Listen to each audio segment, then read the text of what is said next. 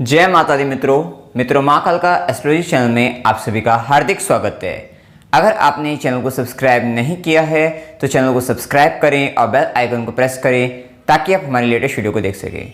मित्रों, आज हम स्टार्ट करने वाले हैं monthly prediction for Virgo ascendant November 2022।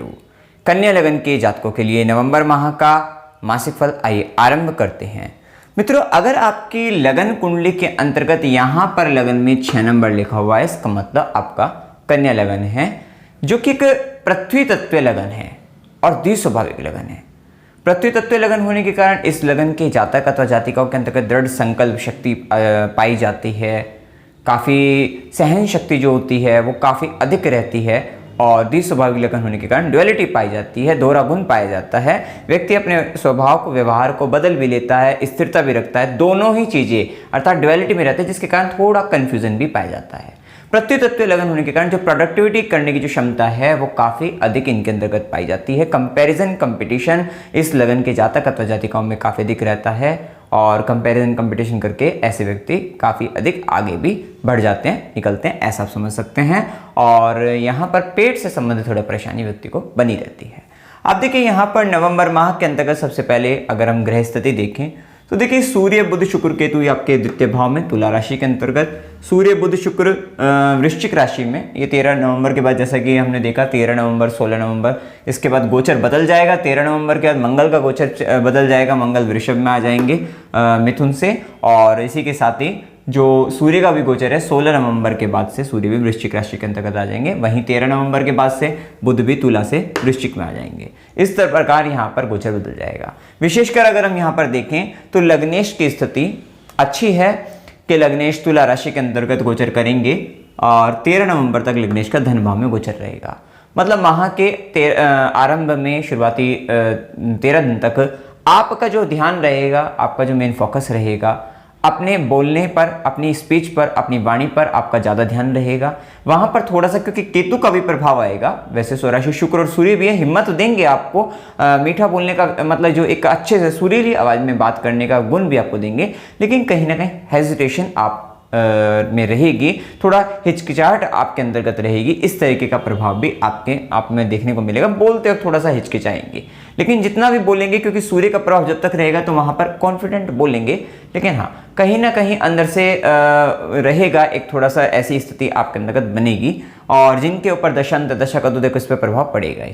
साथ ही आप अपनी फैमिली को, मेन फोकस आपका रहेगा कि फैमिली पर मेन फोकस चल रहा है अपनी सेविंग को लेकर, क्योंकि यहाँ पर आप अपने पैसे को, धन की वृद्धि या धन आगमन के योग भी काफी अच्छे बनेंगे। राज्यों की धनयोग की स्थिति अच्छी बनती दिख रही है, लेकिन इसी के साथ साथ व्यय शुक्र का, व्यय सूर्य का द्वितीय भाव पर जो गोचर रहेगा, थोड़ा सा ये खर्चा वगैरह भी आएगा। मतलब ये कह सकते हैं कि आपके पास खर्चा आ रहा है, जिसके कारण आप अपने संचित धन को, सेविंग को देख रहे हैं, टटोल रहे हैं, कितनी हो रही है उसको बढ़ाने का विशेष का प्रयास यहाँ पर करते हुए नजर आएंगे। ये स्थिति यहाँ पर आपको देखने को मिलेगी और खासकर अपनी सेविंग को, फैमिली को लेकर यहाँ पर आपका ज़्यादा मेन फोकस रहेगा।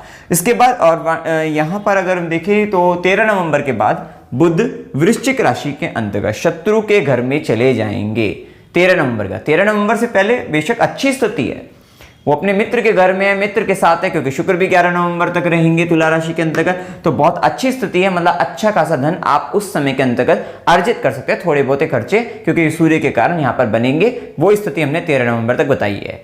13 नवंबर के बाद बुध तृतीय भाव में, मतलब लग्नेश का पराक्रम भाव में पराक्रम करोगे, मेहनत बहुत अधिक बढ़ेगी और मेहनत भी विशेषकर अब कम्युनिकेशन से रिलेटेड वर्क आपका बढ़ता हुआ दिखाई देगा। और यहाँ पर बुध आए हैं तो यहाँ पर क्योंकि गुरु की नवी दृष्टि पड़ रही है, गुरु की नवी दृष्टि पड़ रही है, और जिस समय बुध का गोचर होगा उस समय में मंगल भी नवम भाव में आएंगे और नवमेश और तृतीय शुक्र और मंगल का आपस में परिवर्तन, राजयोग का भी निर्माण होगा। अब ये देखिए कि भाग्य का स्वामी भी कहां चला गया, तृतीय में चला गया, और गुरु की जो नवी दृष्टि है अर्थात भाग्य की दृष्टि भी तृतीय भाव में, खुद लग्नेश भी तृतीय भाव में, बेशक शत्रु की राशि में है, तो यहां पर क्या कहा जाएगा, ओवरऑल ये कहा जाएगा third house related best to best result, आपको अति शुभ आपको रिजल्ट यहां पर देखने को मिलेंगे।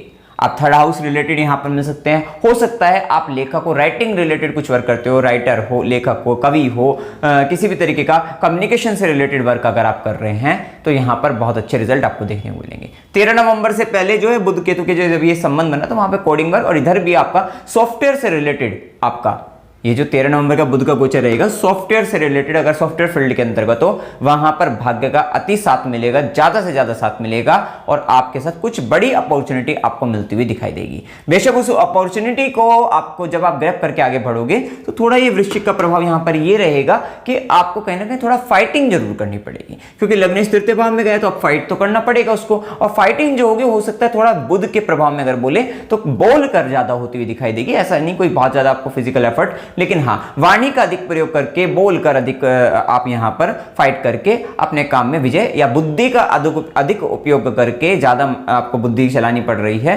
तब जाकर आप उस अपॉर्चुनिटी को प्राप्त करोगे। मतलब एक अच्छी स्थिति यहां पर कह सकते हैं। छोटी छोटी यात्राएं आपकी बढ़ती हुई नजर आएंगी 13 नवंबर के बाद, यह भी स्थिति है। उन यात्राओं से लाभ भी होगा, और चूंकि बुध वृश्चिक राशि जो कि काल पुरुष कुंडली के अष्टम भाव में है, मतलब कहीं ना कहीं आपकी बुद्धि कुछ रहस्यमयी चीजों की तरफ ज्यादा जाती हुई दिखाई दे रही है।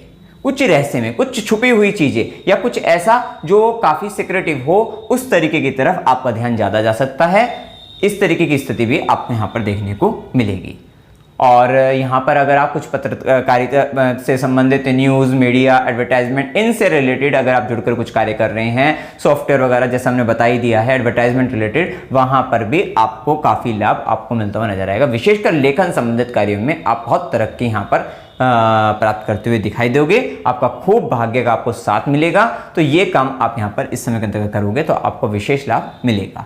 इसके साथ देखिए बुध के प्रभाव के बाद सूर्य का प्रभाव जाने। सूर्य की जैसे कि हम बता ही चुके हैं कि व्ययश बनकर सूर्य द्वितीय भाव के अंतर्गत गोचर करेंगे, तो यहाँ पर जो सूर्य का प्रभाव रहेगा वो थोड़ा सा आपके कुटुंब जन जो है वो थोड़ा उनके स्वाभिमान में वृद्धि रहेगी, उनकी बातों को थोड़ा आपको मानना पड़ेगा, वहां पर उनको वैल्यू देनी पड़ेगी।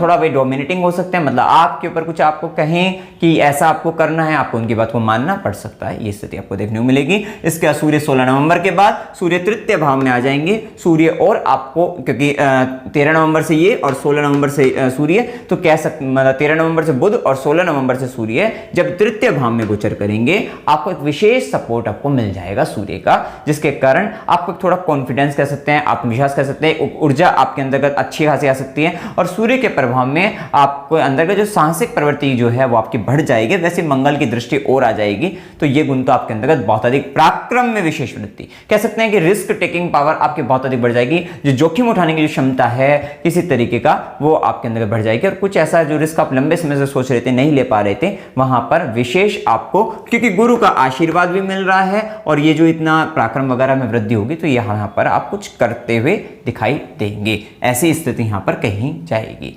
इसके साथ मंगल का जैसा कि गोचर हम देखें तो मंगल यहां पर प्राक्रमेश है, अष्टमेश है, और मंगल सबसे पहले मिथुन राशि के अंतर्गत 13 नवंबर तक गोचर करेंगे, वक्री अवस्था के अंतर्गत है। तो छोटे भाई बहन से रिलेटेड कुछ पेंडिंग कार्य आप करते हुए नजर आएंगे, ऐसा कह सकते हैं। और हो सकता है कि कुछ ससुराल पक्ष के संबंधित आपके कुछ पेंडिंग वर्क हो, या पैतृक संपत्ति वगैरह से संबंधित भी कुछ पेंडिंग वर्क आपके जीवन के अंतर्गत आएंगे, जिन्हें आप करते हुए नजर आएंगे, ये स्थिति रहेगी। साथ ही साथ दशम में जब मंगल आएंगे वो अथॉरिटी पावर को तो बढ़ाएंगे, थोड़ा कर्मचारी जो आपके से ऊपर के जो लेवल के अधिकारी काम करने वाले आपके साथ वाले हैं, सीनियर हैं आपके, तो वहां पर उनके साथ मतभेद हो सकता है, थोड़ा झगड़ा हो सकता है, मतलब बचिएगा उसको करने से, क्योंकि वहां पर ऐसी स्थिति आपके साथ बन सकती है, इसका प्रभाव आपके ऊपर पड़ सकता है। साथ ही साथ अष्टमेश होने के कारण मंगल जब दशम में आएंगे तो थोड़ा कितने और मन नहीं लगता काम में, वहां पे परेशानियां आ जाती है, कुछ अड़चने, कुछ बाधाएं, और वैसे भी लगन से आपके अष्टम में राहु चल रहे हैं तो छोटी छोटी परेशानी बहुत बड़ी लगती है। अगर वो चंद्रमा से, अगर आपकी राशि कन्या राशि है तो मन काफी पीड़ित रहता है व्यक्ति का, छोटी छोटी बातों को सोचता रहता है व्यक्ति। ऐसी स्थिति, कुछ चीजें ऐसा होता है इल्यूजन क्रिएट हो जाता है, मतलब कुछ नहीं भी घटित हो रहा है तब व्यक्ति सोच रहा है, ऐसी स्थिति व्यक्ति के जीवन में आती है। और यहां पर ध्यान रखना कि 13 नवंबर तक जब तक मंगल मिथुन राशि के अंतर्गत रहेंगे तो वहां पर काम में अड़चने तो आएंगे, लेकिन अगर आप रिसर्च में हो तो रिसर्च रिलेटेड अगर आप वर्क कर रहे हैं, कुछ ऑडिट से रिलेटेड, अगर आप चार्टर्ड अकाउंटेंट हैं, ऑडिट से रिलेटेड काम कर रहे हैं, तो बहुत अच्छा रहेगा, आपके लिए फायदा मिलेगा, आपको लाभ रहेगा। तो ये स्थिति यहां पर अच्छी कही जाएगी। वहीं पर मंगल की अगर दृष्टियों को देखें तो 13 नवंबर तक मंगल चौथी दृष्टि डाल रहे हैं लगन पर, लगन पर जब दृष्टि डालेंगे, मंगल की दृष्टि पड़ेगी तो थोड़ा जिद्दीपन, जल्दबाजी, गुस्सा, जल्दी आ जाना, इस तरीके की प्रवृत्तियां बढ़ जाती है। लेकिन ऊर्जा काफी अधिक मिलती है। अगर उस ऊर्जा को आपने डायरेक्शन दे दिया काम के कार्य क्षेत्र के अंतर्गत, तो वहां पर आप उसका लाभ अर्जित करोगे। साथ ही मंगल की सीधी दृष्टि चतुर्थ भाव पर जब पड़ती है तो थोड़ा सा घर के अंतर्गत कलह की स्थिति वगैरह बन जाती है, ये रहता है। लेकिन जो मन की जो इच्छा है वो और प्रबल हो जाती है, वो स्थिति भी आती है। ठीक है, वो वहां पर ये स्थिति रहेगी। साथ ही साथ क्योंकि चतुर्थेश चतुर्थ से चतुर्थ भाव में स्वराशि है, जो कि आपको घर का सुख दिलवा सकते हैं, घर वगैरह बना सकते हैं। उसमें और भी कॉम्बिनेशन लगेंगे आपके जन्म कुंडली के अंतर्गत दशांतर दशा देखकर। वहीं पर प्रॉपर्टी, भूमि का कारक मंगल अपने जब चतुर्थ भाव को देखेगा तो वो भूमि का सुख दिला सकता है। हो सकता है कोई प्रॉपर्टी से रिलेटेड घटना भी यहाँ पर आपके जीवन में घटित हो जाए। वहीं मंगल की 8वीं दृष्टि जब रहेगी पंचम भाव पर, तो 8वीं दृष्टि के फलस्वरूप वो सुख व्यक्ति का या वरिष्ठता व्यक्ति का दूर जाता है। मतलब वहां पर थोड़ा या फिर मतभेद हो जाते हैं संतान से, प्रेम संबंधों के अंतर्गत, वो स्थिति रहेगी। लेकिन अभी जब तक शुक्र का प्रभाव ठीक है, सही है, कोई ऐसा मेजर इश्यू यहाँ पर नहीं दिखाई देगा। इसके बाद मंगल का जो प्रभाव वृषभ राशि के अंतर्गत नवम भाव में गोचर करेंगे, जो कि अष्टमेश भी है और तृतीयेश भी है। मतलब आपका पराक्रम इस समय के अंतर्गत अपने पिता, गुरु, धार्मिक कार्य इत्यादि के लिए आपका जुड़ता हुआ दिखाई देगा। वहीं पर मंगल पिता के साथ 13 नवंबर के बाद थोड़ा सा दिक्कत, मतभेद वगैरह है, थोड़ा उनको शारीरिक परेशानी, कष्ट हो सकता है, वो स्थिति यहाँ पर बताते हैं गुरु के साथ। तो थोड़ा वहाँ पर मंगल के केस में वहाँ पर ये रहेगा कि धर्म के क्षेत्र में आप थोड़ा कुतर्क करने से बचिएगा। आप हो सकता है कि वहाँ पर आप अपने आप को थोड़ा ये दिखाओ अपनी मतलब वहाँ पर अपने आप को आगे बढ़ाने के लिए, अपने अधिकारों को दिखाने के लिए, अपने वर्चस्व को जमाने के लिए वहाँ पर आप कुछ कुतर्क कर सकते हैं, तो उससे बचिएगा। वहीं पर मंगल की चौथी दृष्टि जब 12वें घर पर रहेगी तो थोड़ा धार्मिक कार्य पर खर्च करेगा, नहीं तो पैसा थोड़ा गलत जगहों पर और मेडिकल वगैरह, मतलब वहाँ पर दवाई वगैरह पर खर्चा हो सकता है, तो थोड़ा बचेगा। साथ ही मंगल की सीधी दृष्टि रहेगी अपने तृतीय भाव पर, विशेषकर पराक्रम में वृद्धि करने वाले रहेंगे। और 8वीं दृष्टि जब रहेगी चतुर्थ भाव पर, तो 8वीं दृष्टि के वजह से माता से मतभेद हो सकता है 13 नवंबर के बाद, तो वहां पर आपको ध्यान रखना है। साथ ही अब हम देखें, और घर में भी थोड़ा कलह की स्थिति बनती है 8वीं दृष्टि जब पड़ती है, तो घर का सुख खत्म हो जाता है, ऐसा कह सकते हैं। मतलब कहीं ना कहीं घर के अंतर्गत झगड़ा वगैरह है तो दिक्कत आती है। लेकिन चतुर्थेश जब अच्छा है, चतुर्थ भाव का स्वामी स्वराशि है, आपका केंद्र के भाव में बैठा है, तो कोई मेजर इश्यू नहीं आएगा। ये दिक्कत ज्यादा से ज्यादा उन लोगों को ज्यादा रहेंगी जिनका मंगल की दशा चल रही है और चतुर्थ भाव पीड़ित अवस्था के अंतर्गत है, तो उन्हें थोड़ा मेजर इश्यू आएगा। अदरवाइज और लोगों को इतना इश्यू नहीं आएगा। वही सब रहता है कि गोचर का जो प्रभाव रहता है वो जन्म कुंडली वगैरह के ग्रहों पे अपना पूरा आधारित रहता है, दशा गोचर वगैरह सब पर। इसके बाद देखिए बुध का प्रभाव हम जान चुके हैं। शुक्र के प्रभाव को देखें तो शुक्र धनेश है, धन भाव के अंतर्गत है, स्वराशि है, भाग्येश भी है। तो भाग्य भाव का स्वामी बनकर द्वितीय भाव में गया तो वाणी वगैरह से आपको भाग्य का फायदा, फाइनेंस रिलेटेड वर्क से आपको वहाँ पे बैंकिंग से रिलेटेड अगर आप काम कर रहे हैं तो वहाँ पर भी आपको फायदा दिला सकता है। स्वराशि है शुक्र, तो आपके लिए अच्छा रहेगा। आपकी वाणी में कुछ मिठास लेकर आएगा, आपको स्वादिष्ट व्यंजकों को चखने का आनंद दिला सकता है। आपका मन करेगा कि अलग अलग तरीके के नाना प्रकार के खाद्य पदार्थों का, मतलब आप भोजन का आप सेवन करें, इस तरीके का आपका मन वहाँ पर करता हुआ दिखाई देगा। और फैमिली के लिए भी अच्छा है शुक्र का गोचर यहाँ पर, और भाग्य का साथ आपको मिलेगा आपके धन को संचित कराने में भी, धन के लिए फैमिली से भी आपको सपोर्ट इस समय में मिल सकता है। जिनकी दशा शुक्र की है उनको ज्यादा प्रभाव मिलेगा, क्योंकि इसकी सारी बातों को आपको ध्यान में रखना है। इसके बाद भाग्य का स्वामी जैसे कि हमने बताया तृतीय भाव में, हो सकता है कि अगर आप न्यूज मतलब आप सोशल मीडिया पर जुड़े हुए हो और वहां पर अगर आप शुक्र के काम में मतलब वीडियो से रिलेटेड अगर आपका वर्क है तो वहां पर आपको भाग्य का साथ, क्योंकि भाग्य का मालिक बनकर तृतीय भाव में शुक्र जैसा ग्रह है जिस पर गुरु की दृष्टि भी है, बुध का भी साथ मिल रहा है। तो 11 नवंबर के बाद अगर आप वीडियो मेकिंग के कार्य में भी हो तो वहां पर आपको बहुत अच्छे रिजल्ट आपको देखने को मिलेंगे, आपको भाग्य का साथ मिलेगा, आपको लाभ मिलता हुआ नजर आएगा। क्रिएटिव चीजों में भी हो तो वहां पर मतलब उसमें कुछ क्रिएटर हो एक अच्छे और कुछ क्रिएटिव चीज करते हो, शुक्र से संबंधित कार्य कर रहे हो तो वहां पर आपको विशेष लाभ मिलता हुआ दिखाई देगा। अब एक बात देखिएगा कि गुरु स्वराशि चल रहे हैं सप्तम भाव में, सप्तम भाव में गुरु जैसे ग्रह हैं, तो ये आपको शादी दे सकते हैं उस पर, क्योंकि गुरु ने आशीर्वाद दिया, शनि की दृष्टि भी है। और गुरु जो वक्री हैं वो 24 नवंबर तक ही हैं। 24 नवंबर का जब गुरु यहाँ पर वक्रत्व हट जाएगा तो गुरु भी मार्गी हो जाएंगे, शनि भी मार्गी हो जाएंगे। अगर आपकी जन्म कुंडली में हो सकता है कि शनि और गुरु दोनों ही मार्गीय अवस्था में हो तो 24 नवंबर के बाद आपकी शादी के बहुत अच्छे योग बनते हुए दिखाई देंगे। अगर गुरु वक्री अवस्था में तो अभी जो समय चल रहा है ये भी अच्छा है, मतलब कुल मिला के अभी सप्तमी सप्तम भाव में है, ये आपकी शादी करा सकता है। निर्भरता बहुत सारी चीजों पर है कुंडली के अंतर्गत, वो निर्भरता रहेगी, लेकिन एक संभावना ये बिल्कुल निर्भर करती है कि आपको पार्टनरशिप करा सकता है, विवाह करा सकता है, पार्टनर्स बुला सकता है, और ये जो आएंगे ये धार्मिक प्रवृत्ति के लोग यहाँ पर होने की संभावना आपके जीवन के अंतर्गत इस समय में बढ़ती दिखाएगी। व्यापार से संबंधित कार्य में भी आपको लाभ मिलता हुआ दिखाई देगा इसके, क्योंकि व्यापार का कारक ग्रह भी यहाँ पर धन भाव में अच्छी स्थिति में ठीक है, और उसके बाद पराक्रम भाव में भी है जो कि आपके थर्ड हाउस का मतलब यहाँ पे थर्ड हाउस में जो कि भाग्येश के साथ बैठा हुआ है, तो वो अच्छी स्थिति यहाँ पर कही जाएगी।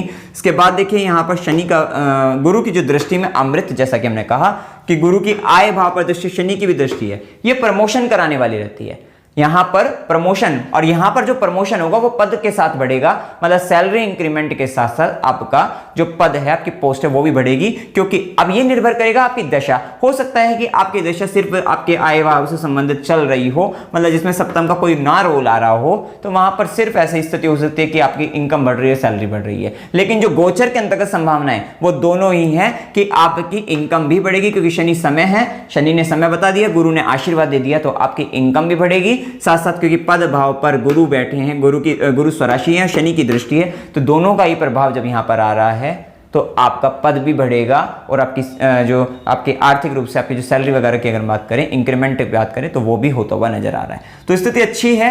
निर्भरता वही है कि आपकी जन्म कुंडली में दशा वगैरह मिलेगी तभी आपका ये होगा, और साथ ही गुरु की लगन पर दृष्टि बहुत अच्छी स्थिति है कि आपको ज्ञान वगैरह आपको अच्छा मिलता हुआ नजर आएगा। आपको यहाँ पर आपकी जो वैल्यू है सामाजिक तौर पर वो बढ़ती हुई नजर आएगी। गुरु की नवी दृष्टि का प्रभाव हम बता ही चुके हैं। इसके बाद शनि को देखें, शनि पंचम भाव में स्वराशि है, तो यहाँ पर संतान, जिनके पास संतान नहीं है उनको संतान प्राप्त हो सकती है। अज्ञानी व्यक्तियों को ज्ञान प्राप्त हो सकता है। शिक्षा, रिसर्च रिलेटेड वर्क करने वालों को बहुत फायदा रहेगा। जो परफेक्शन के साथ कुछ ऐसा बड़ा ज्ञान प्राप्त करना चाहते हैं, जो धीरे धीरे धीरे धीरे लगे जा रहे हैं, उनके लिए भी ये समय बहुत अच्छा है। शनि का प्रभाव यहाँ पर स्वराशि होकर ये बहुत अच्छा है। संतान सुख आपको प्राप्त हो सकता है, लेकिन संतान को लेकर मतलब एक जिम्मेदारी, एक बड़ी रिस्पॉन्सिबिलिटी भी यहाँ पर आप फेस कर रहे हैं, वो भी स्थिति पता लगती है। अब इसके साथ देखो, इसमें भी निर्भरता यही है कि शनि ने समय तो दिख रहा है यहाँ पे, शनि स्वराशि बिल्कुल दे सकते हैं। अब भाई गुरु की दृष्टि जैसे पंचम पंचमेश पर जन्म कुंडली से, चंद्र कुंडली से अगर पड़ जाती है, दशा मिल जाती है, तो निसंतान को संतान आराम से प्राप्त हो जाएगी। तो ये स्थिति भी यहाँ पर दिखती है। प्रेम संबंध बन जाएंगे आपके, प्रेम क्योंकि शनि के आदत होने के कारण यहाँ पर पंचम भाव में आपके लव रिलेशनशिप भी बनने की पूर्ण रूप से संभावना यहाँ पर बताते हैं। दृष्टि, तीसरी दृष्टि बता ही चुके हैं, सीधी दृष्टि रहेगी आपके आय भाव पर, तो वो वहाँ पे इनकम से रिलेटेड, 11th हाउस से रिलेटेड घटनाएं आपकी सकती है। आपके बड़े भाई बहन से संबंधित, चाचा से संबंधित, आपके मित्रों से संबंधित, नेटवर्क बढ़ाने से संबंधित भी घटनाएं, क्योंकि शनि गुरु दोनों का प्रभाव है, तो नेटवर्क बढ़ सकता है आपका। साथ ही शनि की दशम दृष्टि रहेगी द्वितीय भाव पर, वहीं गुरु की वक्री होकर भी नवम दृष्टि द्वितीय भाव पर है। तो ये सारे भावों से संबंधित, द्वितीय भाव में आपका फैमिली है, कुटुंब है, आपकी मतलब फैमिली हो गया, सेविंग्स होगी आपकी, या फूड रिलेटेड होगी आपकी चीजें, दांत वगैरह, मुंह से संबंधित जो एरिया है वहां का भी प्रभाव है, तो उनसे संबंधित घटनाएं भी आपकी इस समय के अंतर्गत घटित होती हुई दिखाई देंगी। ये प्रभाव यहाँ पर देता है। अब बस ये है ध्यान रखना कि लगन से अष्टम में राहु, ये राहु आपका क्योंकि सप्तम से द्वितीय भाव में, मतलब आपका जीवन साथी झूठ बोलता हुआ दिखाई दे सकता है। आपका जीवन साथी आपसे कुछ छुपाता हुआ दिखाई दे सकता है। आपके ससुराल पक्ष के में आपके विवाद वगैरह की स्थिति बन सकती है, वहां पर मतभेद हो सकते हैं, वहां पर परेशानी बन सकती है, तो उस स्थिति को पता लगता है। लेकिन यहाँ पर राहु खोजी प्रवृत्ति का होने के कारण आप बहुत सारी चीजों को टटोल रहे हैं, और एक तरीके से एक बड़े रिसर्च वर्क के अंतर्गत आप लगे हुए हैं, तो वहां पर ये बहुत अच्छा है। ज्योतिष विद्या का अगर आप ज्ञान प्राप्त करना चाहते हैं तो वो भी ये समय आपके लिए बहुत अच्छा चल रहा है, तो ये भी आपके लिए बेस्ट ही है। बस ये राहु थोड़ा चिंता देता है, लगन से अष्टम में होकर बुद्धि में विचार आते जा रहे हैं, लंबे समय से बहुत विचार आपके आते जा रहे हैं, और उन्हीं विचारों में आपको उलझाए रखेगा। ऐसा रहेगा तो थोड़ा सा एक डायरेक्शन आपको सही मिल जाए तो आपके लिए फायदा रहेगा। वैसे गुरु की दृष्टि पड़ रही है लगन पर, तो डायरेक्शन कहीं ना कहीं से आपको मिलेगी जरूर, और फिर डायरेक्शन मिलने के कारण ये राहु आपको जो भी बड़ी गहराई में उतरकर जो आप कुछ करना चाहते हैं, बड़ा कुछ, तो वो आपको करने के लिए प्रेरित करेगा, तो वहां पे आपको लाभ रहेगा। थोड़ा ससुराल पक्ष के साथ संबंधों को मीठा मधुर बनाए रखने का प्रयास करेगा। अब देखिए शुभ दिन 4 से 6, 9 से 11, 11 से 13, 13 से 16, 18 से 21, 21 से 23, 27 से 29 ये दिन आपके लिए शुभ हैं। शुभ दिनों के अंतर्गत ये रहेगा, आपको धन लाभ अच्छा खासा हो सकता है, आप अच्छा खासा धन अर्जित कर सकते हैं, आपके कोई ऐसी खुशखबरी, आपको गुड न्यूज़ आपको मिल सकती है। कुल मिलाकर ये दिन आपके लिए शुभ रहेंगे, अच्छे रहेंगे, फायदा लाभ आप उठा सकते हैं। अशुभ दिन 1 से 2, 2 से 4, 6 से 9, 16 से 18, 21 से 23, 23 से 25, 27 से 29, 29 से 30 ये दिन आपके लिए अशुभ हैं। अशुभ दिनों में और कुछ दिन इसमें कॉमन भी आ गए होंगे, तो कॉमन दिनों में मिले जुले प्रभाव आपको देखने को मिलेंगे। हो सकता है धन लाभ बहुत अच्छा हो रहा हो, लेकिन मानसिक रूप से आप बड़े परेशान हैं, कष्ट में हैं, आप अच्छा महसूस नहीं कर पा रहे हैं, तो ये स्थिति मिलेगी। और अशुभ दिनों में विशेषकर जो केवल अशुभ दिन है वहाँ पे मानसिक रूप से तनाव भी है, झगड़ा हो रहा है, रोग रिपो ऋण इन सबका संबंध आ रहा है, किसी तरीके का स्कैम आपके साथ हो गया है, धोखा हो रहा है, तो इस तरीके की दिक्कतें आपको आ सकती हैं। विशेषकर ध्यान रखना 6 से 9 का दिन, 23 से 25 का दिन बिल्कुल अच्छा नहीं है, ये आपके लिए नेगेटिव रहेगा। अब यात्रा के योग में देखें तो यात्रा के योग में 2 से 4, 6 से 9, 29 से 30 अकस्मात यात्रा, अचानक से जो यात्रा हो जाती है वो होने की संभावना रहेगी। और वैसे भी आप देखिए बुध जैसे ही 13 नवंबर का वृश्चिक में जाएंगे, थर्ड हाउस में जाएंगे, यात्रा तो इस महीने ज्यादा रहेंगी आपकी। अब देखिए गुरु के आश्रम का जाने का संबंध या फिर अस्पताल का संबंध किसी भी तरीके से, या खर्चा ज्यादा हो रहा है उस यात्रा में, या खुशी के लिए भी संबंध आ रहा है, 16 से 18 की यात्रा हो सकती है। धार्मिक यात्रा 4 से 6, 9 से 11, 23 से 25 की हो सकती है। मनोरंजन के लिए यात्रा करना चाहते हैं 4 से 6 की हो सकती है। और कष्ट के साथ यात्रा 23 से 25 की आपकी हो सकती है। अब देखिए यहाँ पर अमावस्या की डेट हमने लिखी हुई है, आपको क्या उपाय इस माह के अंतर्गत करने चाहिए। देखो उपाय यहाँ पर ललिता सहस्त्रनाम स्तोत्र अगर आप करते हैं तो आपका बुध बलवान होता हुआ नजर आएगा, और जिसके कारण लग्नेश आपके कर्मेश आपके लिए अच्छे रहेंगे, फायदा देने वाले रहेंगे। वहीं पर आदित्य हृदय स्तोत्र का पाठ करिएगा, गायत्री मंत्र का जाप करिएगा, या सूर्य को जल अगर आप दोगे तो ज्यादा बेस्ट आपके लिए रहेगा। अगर आप ये भी नहीं कर पा रहे हैं तो सूर्य को जल भी दोगे तो आपके लिए वो भी अच्छा रहेगा। ओम नमः शिवाय इस मंत्र का जाप करिएगा। हनुमान चालीसा का पाठ, विशेषकर जिनकी मंगल की दशा चल रही है उन्हें काल भैरव अष्टकम और यहाँ पर हनुमान चालीसा का पाठ नित्य रोजाना ये आपको करना ही चाहिए। तो मित्रों जानकारी अगर आपको अच्छी लगी वीडियो को लाइक कीजिएगा, शेयर कीजिएगा और चैनल को सब्सक्राइब कीजिएगा। जय माता दी।